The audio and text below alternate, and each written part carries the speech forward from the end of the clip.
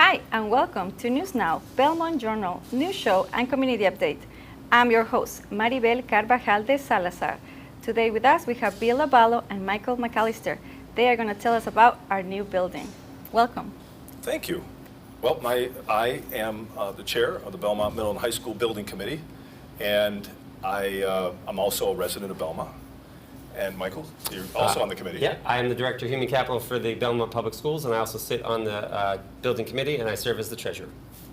So it's almost finishing the school year, and we have to celebrate a first year in this brand new building. Can you tell us a little bit about the journey? Oh, Mike, it started a while ago. Yeah, so the journey begins many years ago, and it starts with an increasing student population. And even though the student population was increasing, the halls were staying the same size, the classrooms were staying the same size. So what ends up happening with that is that wear and tear in the building increases. And those are the two things that we really saw. We saw an increasing student population, and we saw more and more wear and tear on the buildings. And it was time for a change. So those are the two major things that we were facing at the beginning of the journey. And Bill, tell us about the committee. Well, so we were fortunate enough, and I think the school department for 10 years, starting in 2006, petitioned the state for a high school project to get on the grant program. And it wasn't until 2016 that the state accepted Belmont into the grant program, and immediately the town formed a building committee, appointed a building committee, I should say, and we worked. We had a successful vote in 2018, and we broke ground in 2019. Phase 1 was completed, which we're standing in just last year in 2021. And I'd have to say that's a heck of a journey. And along the way, the school department found that the entire district was challenged with space. And this project changed from a high school project to a middle and high school project to really give space throughout the whole district. Yeah, I mean, what's going to happen when, even though a lot of the work is on this site, what's going to happen eventually is that spaces are going to be freed up across the district. When the entire district gets reconfigured, you'll see new spaces at Burbank, you'll see new spaces at Butler, you'll see new spaces at Chenery. So what happens on this site actually impacts every student K-12. Without any construction on the other side. Correct. It just opens And we up. configure also the grades, right? Correct. Yep. So this building will eventually house a 9 through 12 and a 7-8. Chenery will eventually move from Chenery Middle School to Chenery Upper Elementary School, which will be a 4 through 6 school. And the elementary schools, the 4 elementary schools, will move from K4 to K3. So every building experiences change, and most importantly, every building experiences a decrease in overall population. Can you tell us a little bit of the design of the building? What this building represents is a community vision, a community's vision of what's important for not just teaching and learning, but continued use. Mm-hmm. So we have flexible spaces like Mike was talking about, but we have spaces that look out to the pond with plenty of light views. We have new types of spaces that we call maker spaces for a different type of hands-on learning. Mm-hmm. We have flexible cafeteria and meeting spaces, state-of-the-art auditorium, all those things that the community really wanted to see part of this project. What did it take to be on time and on a budget?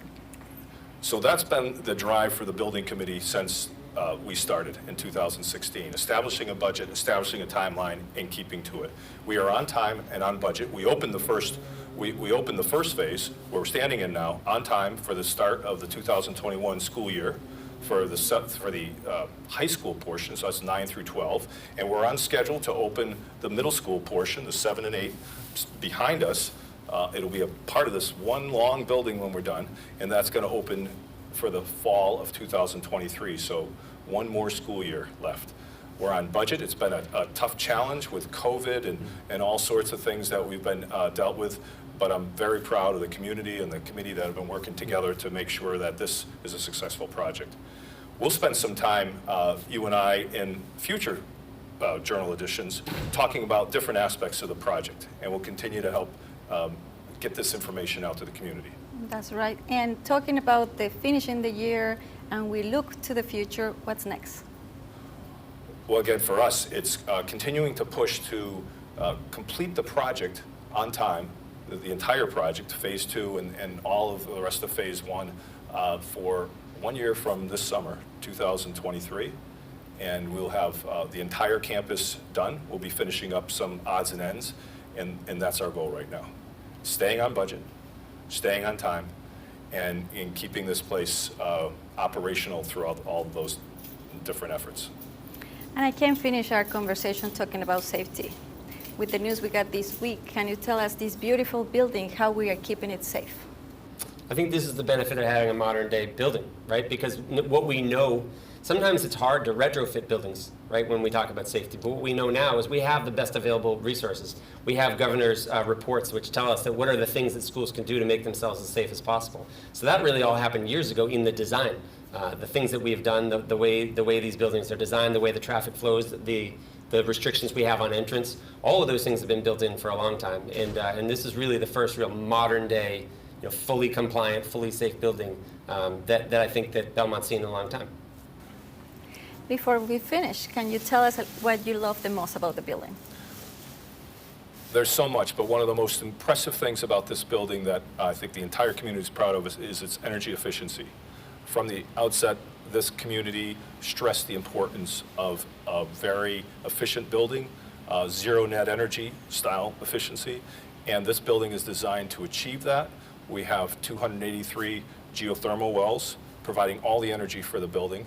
We have a future photovoltaic array that'll be going on the roof at the end of the job, and that'll supply 1/3 of the electrical needs for this building. This building is operating entirely on electricity, no fossil fuels. So we are looking to the future. It's a teaching opportunity, right? Yeah, the thing that I love the most about it is, if you think about the old building, it was kind of dark. You had some classrooms with no windows, and it almost felt like at times the building was working against the teaching and learning. And now we have this beautiful space that's actually facilitated. Teaching and learning is facilitated by the building. So to me, that's the thing that makes it most exciting.